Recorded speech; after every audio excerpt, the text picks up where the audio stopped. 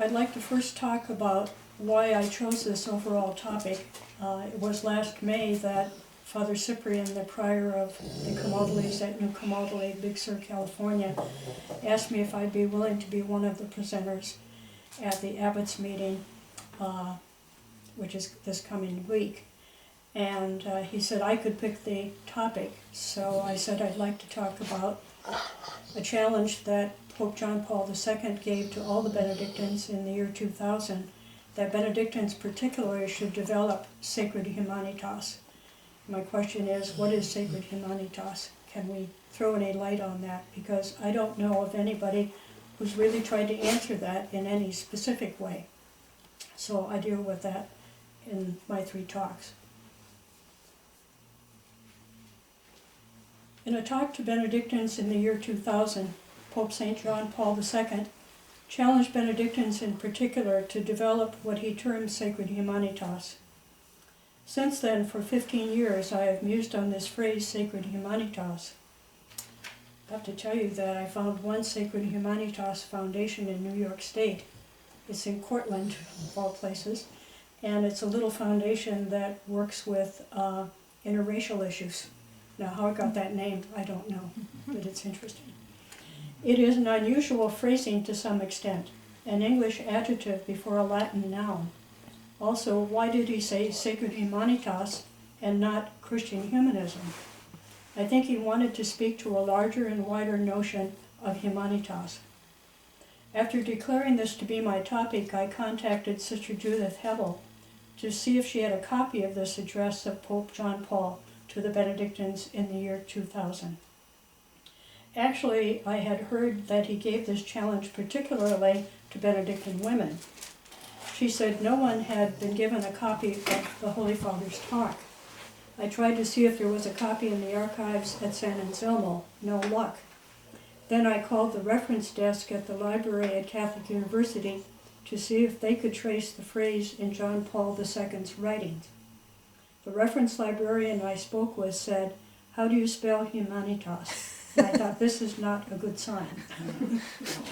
I then wrote a personal letter to George Weigel, who found an address to Benedictines in 2000, but which did not use that phrase. He agreed with me that it would have been an offhand comment that was made by the pontiff in connection with that speech, and that perhaps it was just a shorthand way of meaning his whole agenda as pontiff. In fact, George Weigel, in his biography of John Paul II, says that the Pope's overall project was precisely the revitalization of humanism. Was John Paul, if he did use the phrase Sacred Humanitas, trying to evoke a sense that is not just an in-house Christian sense, but an urgent question for all of humanity? John Paul had strongly pointed out that secular and atheistic humanism had failed in the 20th century, a century of terrible wars, genocide, exploitation of the poor, and so on. Pope Francis's recent encyclical Laudato Si remarks that humankind has lost its compass. Whether Pope John Paul actually used that phrase may be questionable. Maybe it was just a scribal error. However, I think it is fortuitous and has a very significant meaning. I believe the term humanitas has the implication of a disposition, a sensibility, whereas Christian humanism could have the sense of an ideology or a very specialized and quite intellectual rendering of the Christian faith. In the past, it has meant a formation in the classical languages and so on. Of course, we have had many noted examples of this in Christian history. Think, for example, of Erasmus or the Greek and Latin fathers. Humanitas, though, has a special connotation which goes back as far as Cicero. It implies a certain human-heartedness, a sensibility for the common good.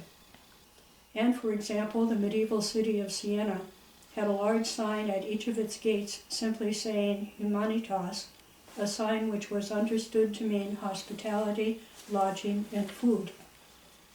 Jacques Maritain wrote a book titled Integral Humanism, now 80 years old. It is interesting to look at it and ask yourself what is missing. Or it might be more creative to say, what would a book on integral humanism look like in our day? Certainly, we are living in a vastly different world, and a world undergoing exponential change. And certainly there are many contemporary Christian writers who deserve the title of Christian humanists. Think, for example, of the broad vision of Hans Urs von Balthasar, the explicitly Christian humanist vision of Stratford Caldecott, or the brilliant work of Rowan Williams. One might also mention the writings of Walker Percy, an oblate of this monastery buried in the cemetery, or Thomas Merton's enormous contribution. These are just a few examples. All three of the last popes contributed to a sense of Christian humanism. In fact, it's more and more apparent to me that it was a dominant theme for all three of these pontiffs. This would be a good topic for someone's dissertation. I think we are quite significantly endowed in our time with writers who would be considered part of this genre. Looking over Benedictine history, one sees that Benedictine contribution to Christian humanism, to civilization, culture, and so on, was outstanding. But I wish to talk about that more generalized disposition or sensibility, which I call Humanitas. Michael Casey says, quote, "A genial spirit of Humanitas pervades the whole rule of Benedict." And I want to underscore that he uses the word Humanitas. That genial spirit flows from the liturgy, the prayer, the living of the gospel in community life. Also, perhaps particularly in the practice of hospitality and welcome, the largeness of heart that welcomes the stranger, the pilgrim, and so on. When Peter Morin wrote in his easy essays about the Catholic workers' movement's indebtedness to the Benedictine tradition, he summarized it as 3 C's: culture, culture, and cultivation. That could be unpacked as cult, therefore, that is, liturgy, lectio, and prayer; culture, the love of learning, and though classically cultivation has meant agriculture, in our day it could be more widely understood to be right livelihood. What Michael Casey calls the genial spirit of Humanitas in the Benedictine rule and tradition certainly implies Benedictine integration, groundedness, and foundational humility. Humility for me is a quiet, reverent stance before God, other persons, and the whole mystery of life. This spirit pervades the genuine Benedictine character. Genial, quiet, and reverent, all qualities which are signs of what Jung would call anima. I would like to share with you a story about Father Martin Rhee, OSB, the now deceased abbot of Wegwon in Korea. When I taught at St. Louis University, Father Martin was one of my students. Besides being Benedictine, he was also Asian. One Friday evening at an Institute of Religious Formation social, he came up to me and said in a whisper, "Don't you think those Jesuits are rather Yangish?" Let me say that as much as I think this is true, I have a great respect for the Jesuits. There is a strong yin in the Benedictine spirit. Perhaps it is an overflow of what Benedict calls the courtesy of love in the chapter on humility, hospitality. The guests are to be welcomed with this courtesy of love. Here we have an example of what Michael Casey calls a genial spirit of Humanitas that pervades the rule. The word genial implies warm, welcoming, open. It is for this reason that Benedictines, such as Pierre de Bethune and Benoit Stander, use hospitality as a model for interreligious dialogue. Recently, Pope Francis visited the city of Florence. Florence, as you know, was the incubator of the Italian Renaissance in the Quattrocento, the 14th century. It was more than fitting then that when he spoke at the cathedral, he called for a new humanism. This speaks precisely to my interest. What is emerging in our own day that would be part of a new humanism? And please note that a book of Cardinal George titled Godly Humanism was recently published posthumously. A new humanism would obviously build on the tradition, but be open to the Spirit speaking in our day. What currents or thoughts, concerns are converging to form Christian wisdom in our day. Pope Francis calls for a new humanism during his recent visit to Florence and gives us a renewed challenge along the lines of Pope John Paul II's challenge to develop Sacred Humanitas.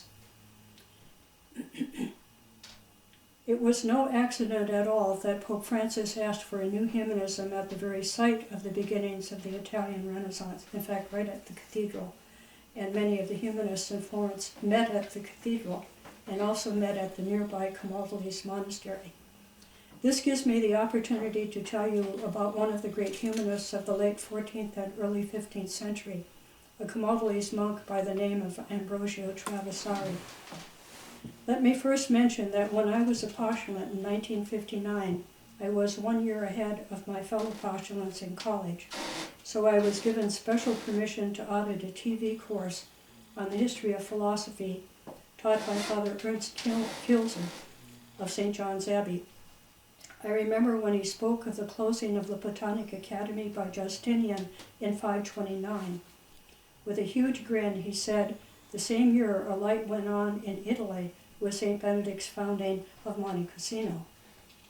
I suspect that Father Ernst himself did not realize that the Platonic Academy would officially be reborn under Benedictine Camaldolese auspices in Florence almost 1,000 years after it had closed in Athens. The reopening of the Platonic Academy in Florence and at Camaldoli was due in large part to 2 decades of groundwork done by an amazingly gifted Camaldolese monk, Ambrosio Traversari. Traversari was a monk of the monastery of Santa Maria degli Angeli in the heart of Florence. Traversari was gifted as a linguist and translator. In fact, in his lifetime, he translated 40 patristic Greek documents about monastic life. So really, really important for us. He was a friend of Cosimo de' Medici. A collector of manuscripts, he went to Cosimo to ask to store those manuscripts in the de' Medici bank vaults, an excellent place for safe storage, dry and obviously well guarded. Traversari took part in the vigorous humanist discussions of his day, and eventually a large group of them met at the Monastery of the Angels. When the prior general at Camaldoli heard of these discussions, he wrote to Traversari saying, I can appreciate talking with the humanists, but in our choir? Traversari was a leading early humanist of Florence, and when the noted Greek humanist Gemistos Plethon came to Florence, it was Traversari who introduced him under the dome of the cathedral. When I was there 10 years ago, I got right under the dome and thought of that moment right there where Traversari introduced Gemistos Plethon. Traversari's monastery of the Angeli became the meeting ground for humanist discussions. These discussions were a true predecessor of the official reopening of the Platonic Academy, which Justinian had closed nearly 1,000 years previously. So the Platonic Academy was reborn under Benedictine auspices. In a large meeting room at Camaldoli, there is a stone mantle over a door which reads, in this room met Landino, Lorenzo de' Medici, and Ficino. Eventually, the humanists met at Camaldoli itself, and the Camaldolese humanist Landino wrote extensive notes on the discussions titled the Disputationes Camaldolenses, which can be aptly called the first Platonic dialogue of the Renaissance. Traversari died in 1439. The Florentine Platonic Academy was officially created 24 years later in 1463, but it was Traversari's work that had created the groundwork leading up to it. The great Ficino referred in one letter to the ongoing discussions at Santa Maria degli Angeli, and he said, here in this Church of the Angels, we are to have minds spiritually whitened like the monks in their white habits. The early Italian Renaissance retained a Christian perspective throughout, whereas the later Italian Renaissance turned more and more to pagan classical culture and the esoteric traditions such as Hermes Trismegistus and magic. Humanitas, the genial spirit of Humanitas, has to do with wideness of heart, magnanimity, what I call soulfulness.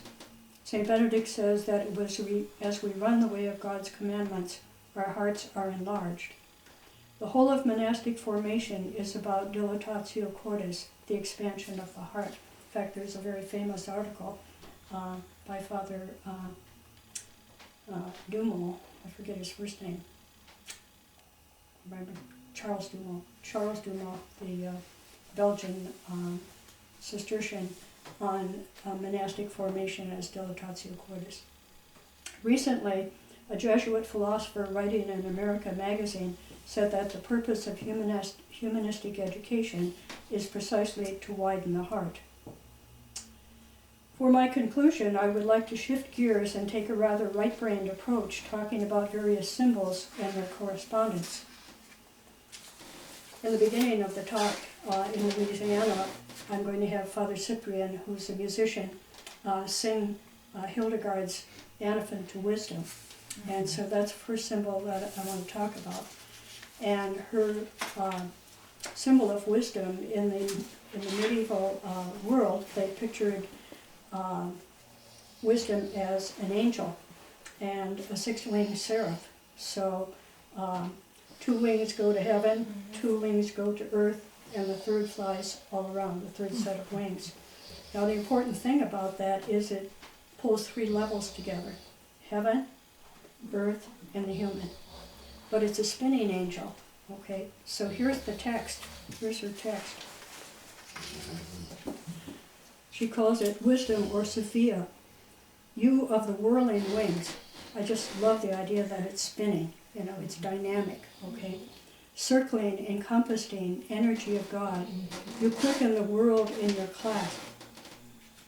1 wing soars in heaven, 1 wing sweeps the earth, and the third flies all around. Praise to Sophia, let all the earth praise her.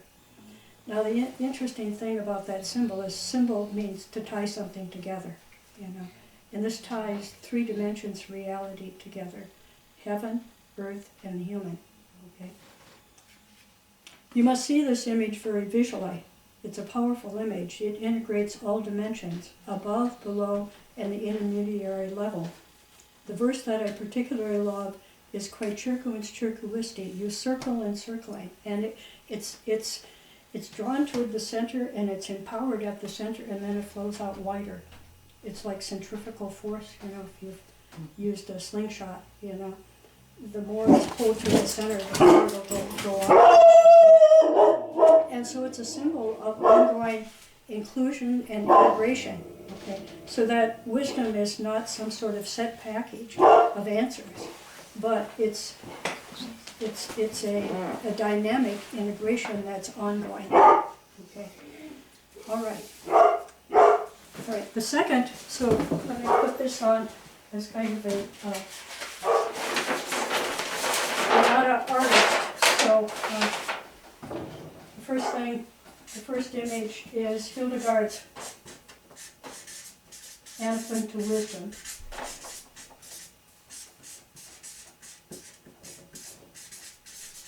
So here's the angel. 2 wings go to heaven, 2 wings go to earth, and 2 fly all around. So it's a 6-winged seraph.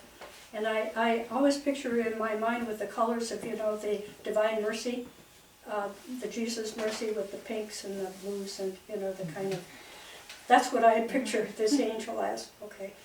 All right. And then I have to tell you the story that when I gave in 1996 or 95 a retreat at Big Sur, I talked about wisdom and I used this.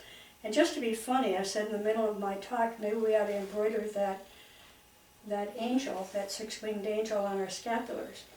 Nobody laughed, and I thought, well, that was stupid. Okay. So after my talk, I went up to my hermitage, and in 20 minutes there's a knock on the door, and one of the monks is standing there with an icon of St. Hildegard, and she has on the scapular the 6-winged. Wow. Did you know that? No. Just completely, you know, synchronicity, as you would say. Okay. All right. So the important thing is to see that there are 3 levels, above, below, and then this world reality, human reality, the world, okay? Now the next example, which is along a similar line, is the whirling dervishes of the Sufi tradition, they actually spin and dance and chant the name of God as they're dancing. But the interesting thing is that when they're taught to do this, they're taken to a meditation hall, and the right foot is nailed to the floor. Well, they usually have sandals, so the nail goes between the big toe and the next toe. But then they cannot lift their foot off the ground, so you have to remain grounded. That's a very great wisdom. But enough so that they can turn. And then they start like this, in deep humility and recollection. You know, it's sort of like statio in a monastery, just getting recollected. And then bowing one's head toward the center as one hand goes up, open palm receiving what they call the barakah, which is the blessing of heaven, which is the word for Eucharist, basically. So, and then drawing that power of heaven, that divine grace, through oneself, straight down to the earth. And that central axis is important. There's a hermit, a Russian Orthodox hermit in England now, who has a wonderful book of his own meditations on wisdom. And he talks about the central axis as being the axial light of Christ, okay, uniting all the realms. Okay. So then the Sufi begins to chant the name of God and begin to turn. But the left hand goes out in blessing, like this, to all of creation. Okay. So it's a total integration of the power of God, it's transfiguration, but extending that transfiguration to all reality. Okay. Archbishop Anthony, the Orthodox primate of England, said that's what the transfiguration is about. You know, being transfigured. That's what Damasus Winsor said. The monk lives for the transfiguration of self and the world. Okay. All right.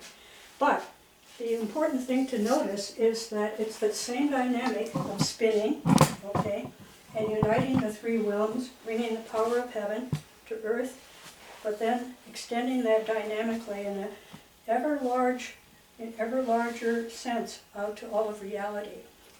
The Buddhists have a meditation called metta, the extending of loving kindness, which is the same sort of thing.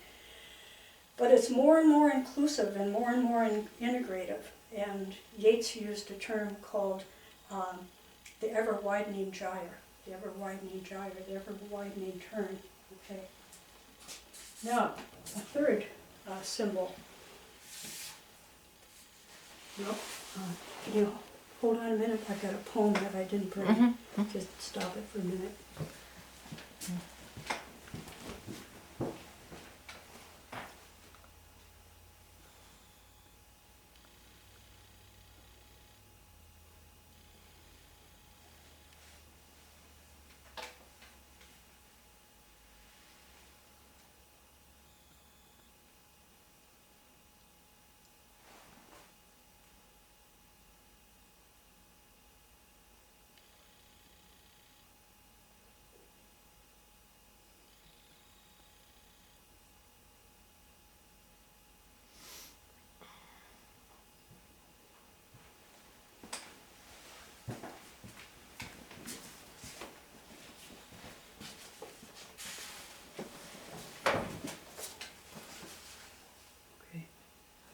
All right, this poem is by Paul Quenon, a monk of Gethsemane.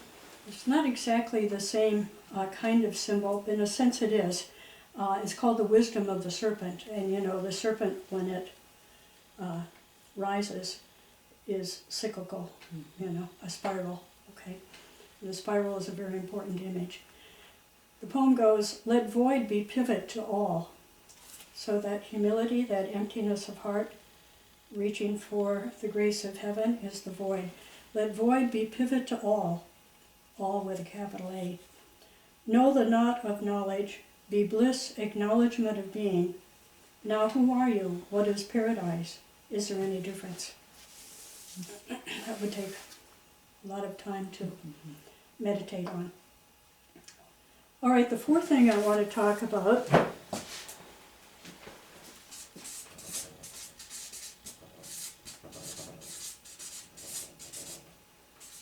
is Benedict's vision in the tower shortly before he died, his cosmic vision, which of course some historians completely deny as being fact, but even if it's created, by Gregory the Great, I think it's a wonderful symbol.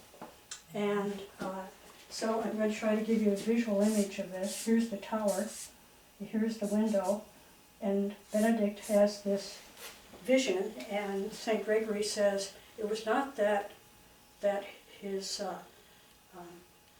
not that the world grew small, but that his heart was enlarged.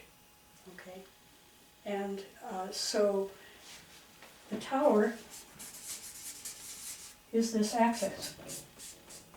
It connects heaven and earth, and Benedict, in a sense, is the spinning part. Okay, and so when Benedict, deep inside of himself, unites with the center of all centers, which is God, what does the medieval world say about the center of all centers? It has no circumference. And then his heart is opened wide to totality. Okay? So, Father Bruno did not like the idea of the spiritual ladder, but I think he didn't understand the symbol of the spiritual ladder very well, because he thinks of it as up, up, and away, transcendence away from the earth and reality. But Jacob's ladder, the angels are ascending and descending. Okay? And so actually, the better way of talking about spiritual ascent is the spiral, because I started writing an article one time called Ladders, Circles, Spirals, because Matthew Fox hated spiritual ladders also. And he said what we need is circles that are inclusive instead of going away. Well, the spiral, is a circle, but it comes back to center and it's empowered and it goes on. So the spiral, even the universe itself, the cosmos, has a spiral motion to it. And so the spiral is found all over in creation. So Benedict's vision in the tower, again, is the uniting of heaven and earth and all that's between. It's a symbol of totality. So it's a powerful image. And then another symbol, I could probably use this maybe for the second one after Hildegard's, is this number 5? 4, 6. Chinese character Wang, which looks like this. Here's heaven, here's earth, and here's the human. And one thing goes in between. That's the symbol for the human. It means basically the enlightened human. It could be the sage. Okay, so that unity and that integration. It's also the symbol for king, but the Chinese understood the person who rules is the person who has enlightenment. Okay, so bringing heaven and earth and the human together. Okay, that's the structure of Hildegard's Anaphon to Wisdom. Okay, and this is the one that's spinning and including and so forth. And so the Chinese symbol for sage is built upon this. Okay, the sage is the one who has this insight, not just off in the stratosphere, but has the insight for heaven, earth, and the human being integrated. And it's of course very Confucian theme. Okay, and then 7, Thomas Merton, probably the most noted little piece of writing that Thomas Merton fans love is his Fire Watch essay at the end of the Sign of Jonas, which is just an experience he talks about of being the night watchman in the monastery. And he begins in the basement, which was actually not even concrete floor, it was earth, because it was the old monastery. And so he begins on the earth, and then he begins walking through floors and levels of the monastery to go up finally to the steeple of the tower of the church. And he stops along the way to say some parts of matins and so forth. But all the time he's reflecting on his vocation and his life and so forth. And some people say, well, it shows the kind of melancholic, solipsistic, self-preoccupied Merton. But in that whole event, he opens up. He opens up. And he opens up to the mystery of God. And he opens up to the sense that somehow God is acting through all of this. And so when he goes up through the tower, it actually is a spiral staircase, like this, okay? And he gets to the top of the tower, and it's open to the countryside around, but it's still nighttime. But there's a moonlight night, and there's dew on the grass, and the moonlight is shining on the dew in the grass, and it looks like a whole carpet of diamonds out there. And he sits down in a lotus position, and he says, mercy within mercy within mercy. And everybody just loves that ending, because it's his reconciliation with himself, with God, with his vocation, and it's just a moment of peace. It's sort of, you know, the Jungians talk about when you begin therapy, you have a big dream that tells the whole story. This was his big dream, I think, okay? So again, it's the same thing of bringing earth and the practicalities of his life and the struggles he had and so forth on this ritual kind of journey in prayerfulness, contemplation, and so forth, and reaching a point of integration.